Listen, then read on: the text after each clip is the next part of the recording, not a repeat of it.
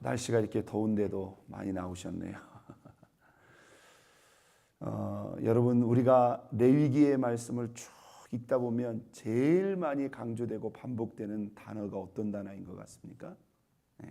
오늘 이 본문에도 느껴지죠? 하나님이 당신의 마음과 하나님이 어떤 분인가를 보여주고 있는 거예요. 나는 너희를 거룩하게 하시는 거룩하신 하나님이라는 거예요. 여러분, 하나님께서 왜 하나님의 백성들에게 이렇게 거룩함을 강조했을까요?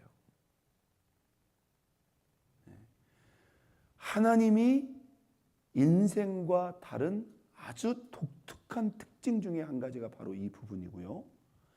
비록 죄인된 우리, 흠이 있는 우리라 할지라도 그 하나님께 가까이 친밀히 갈 수 있는 길을 하나님이 우리에게 보여주신 겁니다. 하나님은 우리에게 어떤 인간적인 자격이나 조건을 요구하신 게 아니에요.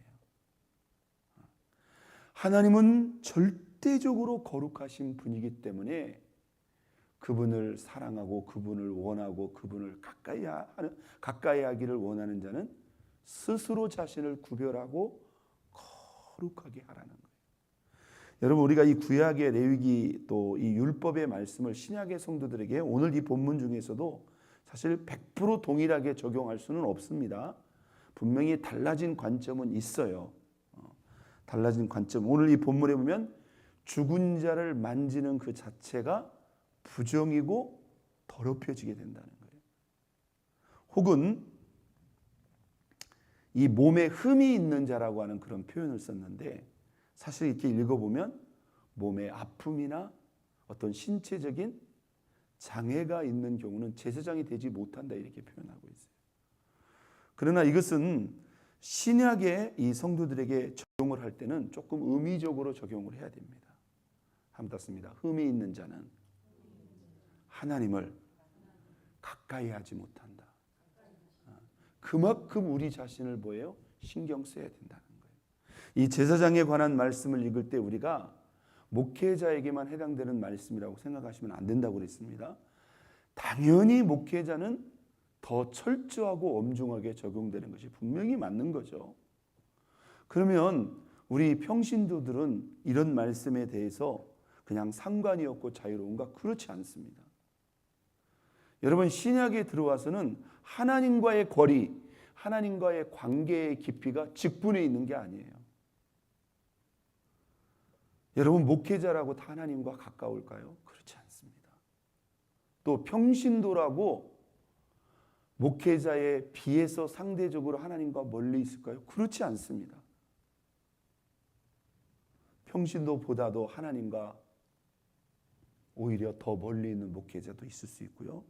일반 목회자들보다도 하나님과 훨씬 더 친밀하고 가까운 성도들이 있을 수 있는 거예요. 이 말은 즉슨 뭐냐면 이건 직분의 개념이 아니라 얼마큼 자기 자신을 거룩하게 구별할 수 있느냐의 하나님과의 관계의 문제다 이 말이에요. 여러분, 사도행전을 보세요. 하나님이 12사도만 들어 사용하셨나요? 그렇지 않습니다. 그 7분의 7 집사들, 그들을 통해서 사도의 은혜와 권세와 능력이 나타났습니다. 물론 하나님이 교회에 세우신 기본적인 질서는 있었죠. 질서는 있었지만 하나님이 사도들을 통해서만 역사한 게 아니에요. 그러면 7 집사님들 뿐인가? 아니에요. 일반 평신도들도요, 지금 우리가 생각하는 수준하고 차원이 달랐다 이 말입니다. 그게 뭘까요? 위로부터 부어주시는 성령의 충만함과 예수 그리스도의 대속의 보혈의 은혜와 그리고 하나님의 말씀을 통해서 그의 은혜로 그들이 흠도 없이 점도 없이 자기 자신을 구별했다는 거예요. 믿습니까? 그래서 결국은 하나님께서 우리가 이렇게 보면 약간 우리 입장에서는 약간 스트레스가 돼, 부담이 될 수가 있어요. 그런데 여러분 잘 의도를 생각해 보세요. 하나님은 우리를 가까이 하고 싶은 거예요. 믿습니까? 하나님은 우리와 가까이 하고 싶은 거예요. 하나님은 우리와 친밀히 하고 싶은 거예요.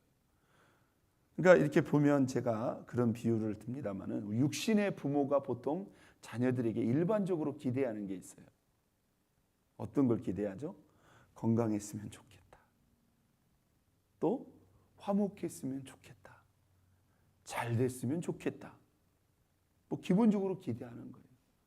그런데 그게 사실 어느 수준이 딱 있는 게 아니에요. 지금 잘 됐는데도 더 잘 됐으면 좋겠다.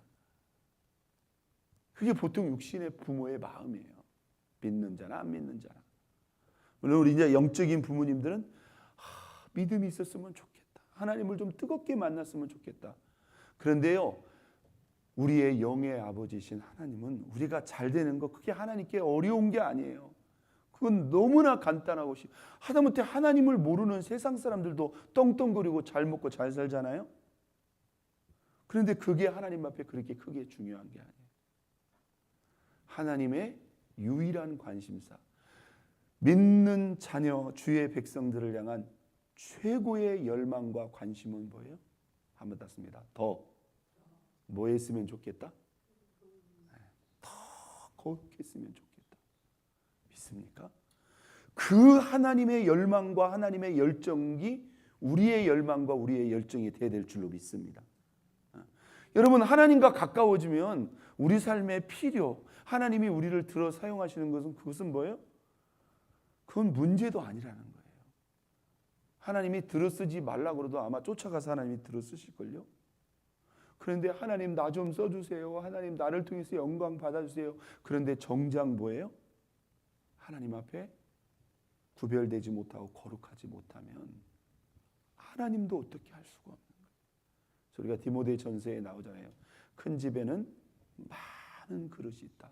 금그릇도 있고 은그릇도 있고 녹그릇도 있고 질그릇도 있는데 여러분 그 금, 은, 뭐 질그릇 이게 뭘까요? 그게 소위 우리가 말하는 인간적인 조건과 환경을 말하는 것입니다. 금 같은 환경. 우리가 뭐 우리식으로 말하면 금수저, 은수저 그 표현이죠. 그런데 하나님은 금은 질을 따지는 게 아니라 주인의 쓰심에 합당하고 예비된 그릇은 무엇이다? 자기를 깨끗하게 하는 그릇이다. 할렐루야. 이게 레위기의 주제입니다.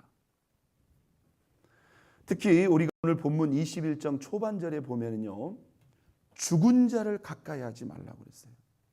이런 표현을 쓰면 조금 이해가 안 가는데요. 사실 신약의 이 구약과 신약의 아주 확연한 차이 중에 한 가지가 뭐냐면, 자, 구약에는요 임시적이었지만 그들의 죄의 문제를 해결하기 위해서 하나님께서 어떻게 하셨죠? 지정된 짐승을 죽여서 그 피를 뿌리라고 했어요. 누가 오시기까지? 예수 그리스도가 오시기까지. 그런데 구약에는요 전혀 해결하지 못하는 게 있어요. 신약의 백성들에 비해서. 여러분 그게 무엇일까요? 바로 죽음의 문제입니다. 그렇죠? 죽음의 문제예요. 왜 죽은 자의 시체를 만지지 말라고 그랬을까요? 인간의 죽음이 어디서부터 왔기 때문에? 바로 죄로부터 왔기 때문에 구약의 이스라엘 백성들에게는 이런 부분이 적용이 된 거예요. 심지어 질병이나 피에 관련된 것은 다 부정하게 여긴 거예요. 왜? 다 이 모든 것들이 죄와 연관이 되어 있기 때문이죠. 여러분 이 신약의 백성들은 그 구약의 이스라엘 백성들이 신경 써야 했던 뭐 짐승이라든지 부정의 음식이라든지 또 이 죽은 자를 만지는 이런 부분. 그런데 예수 그리스도는 오셔서 그의 피로 십자가에서 우리의 영원한 대속의 피를 쏟으셨을 뿐만 아니라 또한 어떤 문제를 해결했어요? 죽음의 문제를 본질적으로 완벽하게 해결했다는 거예요. 믿습니까? 우리에게 이 부활의 복음이 있다는 것은 사실 구약의 이스라엘 백성들에게는 전혀 적용되지 않는 또 다른 부분이라는 겁니다. 믿습니까? 여러분 예수의 부활은 누구를 위한 부활입니까? 우리를 위한 부활입니다.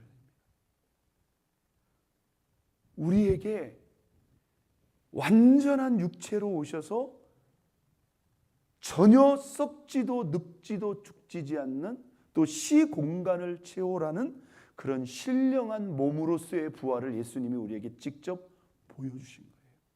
믿습니까? 그 은혜가 구원받는 저와 여러분에게 구원의 선물로 주어진 것입니다.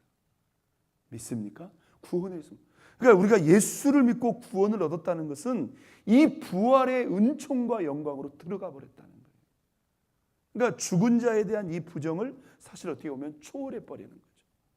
그래서 이제 우리가 오늘 이 본문 속에 이 성적인 순결에 관한 부분은 분명히 넓은 의미에서 우리에게 적용이 되는 거예요. 이건 구약과 신약이 따로 구별할 필요가 없는 거죠. 그래서 우리가 이 구약과 신약을 연결할 때 분명히 신약까지도 연결될 뿐만 아니라 더 우리가 산상수훈에 보면 더 강하게 확대되어 적용되는 율법이 있고요. 예수 그리스도가 오심으로 말미암아 그 시효가 완전히 끝나버리는 그러한 율법이 있다는 사실을 우리가 기억해야 됩니다. 근데 어떤 분들은 구약과 신약을 해석을 할 때 뭐예요? 예수가 오므로 구약의 율법은 다 끝났다는 거예요. 여러분 십계명이 끝났나요? 아닙니다, 여러분. 여전히 유효할 뿐만 아니라 산상수훈의 말씀에 보면 오히려 구약의 율법을 더 엄중하고 마음의 영역까지 강화시키는 율법도 있다 없다? 있다는 거예요. 그래서 예수님이 뭐라고 말씀했어요? 내가 율법을 폐하러 온 것이 아니라 완전케 하러 왔다. 여기서 완전함이라면 예수가 오심으로 말미암아 무효케 된 것도 있고 그대로 연결되는 것도 있고 심지어 더 강화시키는 법도 있다. 이렇게 우리가 구약과 신약을 해석해야 됩니다. 믿습니까? 자, 오늘 핵심은 무엇이에요? 우리가 하나님의 성소를 출입하고 하나님을 예배하는 제사장, 예배자로서 우리 자신을 어떻게 해야 돼요? 거룩하게, 심지어 흠도 없이 거룩할 정. 그러니까 여러분, 하나님 입장에서 보면요, 우리가 거룩하면 거룩할수록 더 좋은 거예요. 그러니까 우리를 향한 하나님의 거룩함의 열망은 끝이 없습니다. 하늘아버지의 온전하심 같이 너희도 뭐하라? 온전하라. 내가 거룩하니 너희도 뭐할지어다? 거룩할지어다. 우리의 신앙과 영성의 키와 목적을 여기다 맞추는 거예요. 내가 어떻게 하면 우리 예수님처럼 우리 하나님, 그래서 우리에게 누구를? 성령을 우리 안에 보여주신, 성경을 우리에게 주신 거예요. 거룩한 공동체인 교회를 우리에게 주신 거예요. 오늘 우리가 하나님의 성전을 출입하며 하나님을 예배하는 예배자로서 하나님 아버지처럼 거룩함에 대한 열망과 열정을 더 뜨겁게 세우고 우리 하나님처럼 더 흠도 없이 거룩해지는 저와 여러분 모두가 될 수 있기를 예수 그리스도의 이름으로 축원드립니다. 우리 이 시간 다 같이 주여 세 번 부르고 통성합심 기도합니다. 하나님이 우리에게 거룩함을 원하시는 것처럼 오늘 내 안에 하나님 그 거룩함에 대한 뜻과 의지와 열정과 열망이 있습니까? 하나님, 내가 아버지의 마음처럼 내 마음이나 내 생각이나 내 입술이나 나의 삶에 있어서 더 하나님 앞에 흠도 없이 더 깨끗하게 더 정직하게 거룩하게 하나님을 예배하는 거룩한 예배의 제사장들이 되게 해달라고 우리 주님을 향하여 두 손 높이 들겠습니다. 주여 세 번 부르고 통성합심 기도합니다. 주여 주여 주여. 거룩하시고 존귀하신 우리 아버지 하나님 은혜와 사랑을 감사합니다. 하나님, 그렇습니다. 우리가 인간적으로 아버지 하나님 부족한 것은 하나님 앞에 그렇게 크게 중요한 것이 아닙니다. 하나님의 최고의 관심사, 하나님의 최고의 열망은 무엇입니까? 아버지 하나님, 우리가 더 잘되는 것보다 더 거룩해지고 더 하나님 정결해지고